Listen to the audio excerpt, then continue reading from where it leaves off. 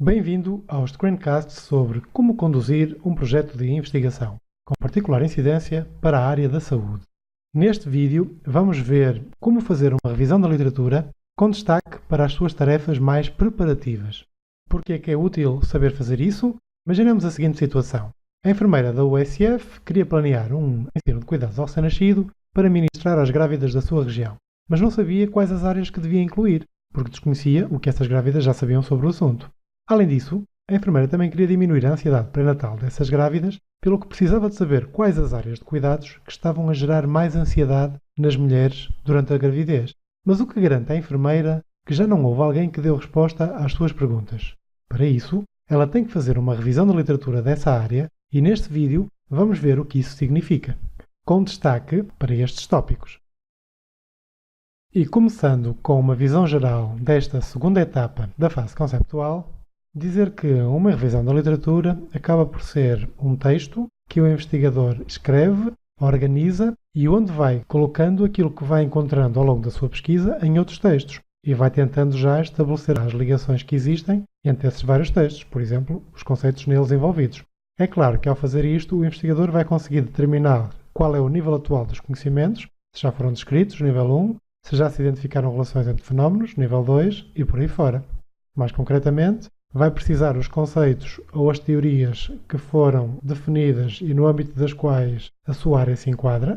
Ao fazer isto, já está também a definir o contexto de investigação, o quadro de referência, e também vai aperceber-se das forças e das fraquezas dos vários estudos que outras pessoas, que outros investigadores já fizeram antes dele. Mas o que é isso de uma revisão da literatura? Acaba por ser um inventário com algum sentido crítico daquilo que foi mais recentemente escrito no domínio que interessa ao investigador. O que é que o investigador procura ao fazer isto? Procura os conceitos que estão em jogo naquela situação, as tais relações se já foram descritas ou não, se são conhecidas ou não, que métodos é que os outros investigadores utilizaram para conduzir os seus estudos e quais foram os resultados que eles obtiveram.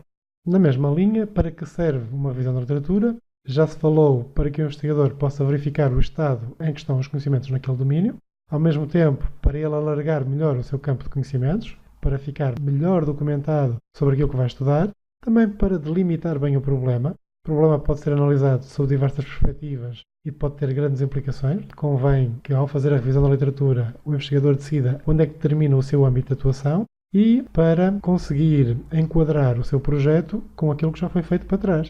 Até onde é que os outros projetos foram, dos outros investigadores, e o que é que ele se propõe a fazer de diferente. Continuando, na utilidade da revisão da literatura e em termos mais concretos, ao fazer esta pesquisa bibliográfica, vai-se tentar descobrir quais foram os tipos de estudos que outros utilizaram para estudar este assunto, quais foram os métodos de colheita de dados que eles utilizaram, para também tirar ideias em relação aos nossos, que instrumentos de medida que eles utilizaram e quais foram as técnicas de análise dos dados que eles utilizaram. Portanto, tudo isto é para utilizar a chamada tecnologia do óbvio. Se eles já estudaram este assunto, como é que eles o fizeram, para nós tentarmos fazer pelo menos igual ou melhor. Mas vamos ver concretamente quais são as etapas desta revisão da literatura. Começando por a escolha das fontes de pesquisa, como é que se encontra material. E as mais importantes são estas três que aqui estão. Normalmente começa-se com uma consulta às bases de dados informatizadas, tipicamente online.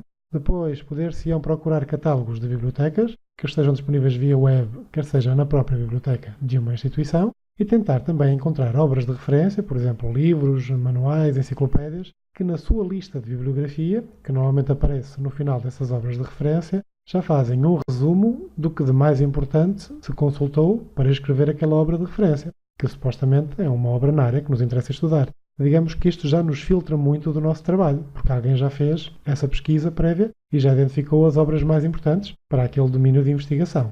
Depois, é importante tentar chegar às fontes primárias e não se ficar apenas pelas fontes secundárias. Por exemplo, naquele caso da relação entre a ansiedade pré-natal e os cuidados ao recém-nascido, eu poderia consultar um artigo onde o autor desse artigo define o que é a ansiedade pré-natal. Só que define tendo por base uma outra obra que ele consultou, um livro, suponhamos. Em vez de citar o artigo, eu devo tentar ler a parte do livro onde está essa definição, da obra principal, primária, e citar a partir do livro, e não a partir da obra secundária. Nem sempre isto é possível, mas deve-se tentar fazê-lo. E é claro que devemos começar pelas publicações mais recentes. Aliás, isso até pode ser um critério de exclusão, como vamos ver, e ir recuando no tempo até às mais antigas. a menos que se esteja a pesquisar uma teoria qualquer, e aí devemos começar pela obra que deu início a essa teoria, que é provavelmente a mais antiga. Depois, num segundo passo, temos que escolher os termos de pesquisa. E aqui podemos recorrer à questão de investigação preliminar, que veio da fase anterior, da escolha e formulação de um problema. A questão de investigação já inclui os conceitos-chave, as variáveis que se pretendem estudar. A partir daí, para cada um desses conceitos, nós devemos fazer uma lista de sinónimos para formar as tais palavras-chave. E já se vai dar um exemplo do que isso significa. E é com base nessas palavras-chave que se devem consultar os artigos e as bases de dados, os catálogos de biblioteca, etc., para encontrar informação pertinente. Finalmente, quais os critérios da exclusão, se é que os vamos aplicar? Tipicamente, a antiguidade das fontes. Normalmente, não se vai buscar artigos muito antigos. Por exemplo, mais do que 10 anos já não me interessa. Estão desatualizados.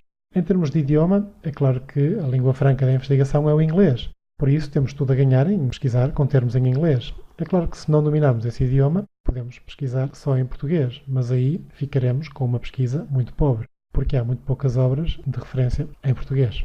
E depois, podemos ter outros critérios de exclusão, como por exemplo o tipo de estudo. Só me interessam publicações em que os investigadores tenham utilizado estudos experimentais, tenham feito experiências. Ou só me interessam estudos que tenham sido conduzidos ao longo do tempo, longitudinais. Isto são apenas alguns exemplos de critérios de exclusão.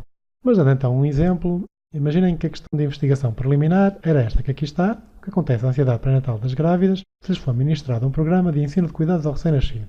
A partir daqui, a primeira coisa é tentar identificar os conceitos em jogo. E os dois principais são a ansiedade pré-natal e os cuidados ao recém-nascido. Mas, fazendo um exercício de sinónimos, a ansiedade pré-natal pode ser também procurada por stress pré-natal, porque stress é uma palavra muito comum. Ou em vez de pré-natal, usar ansiedade na gravidez, ou stress na gravidez. Ou, outro exemplo, poderia ser na gestação. À direita e entre parênteses aparece o correspondente termo em inglês, devido ao facto de nós irmos pesquisar em inglês e a maior parte dos artigos serem em inglês. Estes 3 primeiros tópicos são as palavras-chave do primeiro conceito que está envolvido aqui nesta questão de investigação. O segundo conceito, que são os cuidados ao recém-nascido, aparece aqui na penúltima e na última, cuidados ao bebê. Para poder traduzir isto para inglês, convém ter algum bom senso. Por exemplo, cuidados ao bebê, traduzido nestes serviços, daria baby care. Mas um conhecimento mais aprofundado da língua inglesa permite-nos substituir a palavra baby por child, que é muito mais comum encontrar o termo child care do que baby care, com a vantagem de que child, que está no singular, ser também o início da palavra children, que é o plural, crianças, enquanto que se fosse baby, seria no singular baby com Y e no plural babies com IES, ou seja, já não tem uma raiz comum. A partir daqui, temos que construir uma estratégia de pesquisa por meio daquilo que se chamam os operadores booleanos. E tipicamente usam-se estes 3 que aqui estão. O AND, que significa I, o OR, que significa OU, e o NOT, que significa não, ou sem, que vai restringir, como já vamos ver. Em termos de esquema, a nossa pesquisa de há pouco seria qualquer coisa deste tipo. O primeiro conceito, eu iria procurar artigos que tivessem os termos prenatal anxiety, OR ou pregnancy stress. Iria encontrar todos os artigos que tivessem ou uma ou outra destas expressões, mas isto não me chega, que eu não quero artigos só sobre isto, quero cruzar isto com os cuidados ao recém-nascido. Além de procurar artigos que tenham uma ou outra destas expressões, eu também quero que eles tenham e, portanto, também tenham as expressões newborn care, cuidados ao recém-nascido, ou child care, cuidados ao bebê ou cuidados à criança, em termos mais vastos. E é com isso que eu vou fazer a pesquisa. Depois, o que é que poderá acontecer?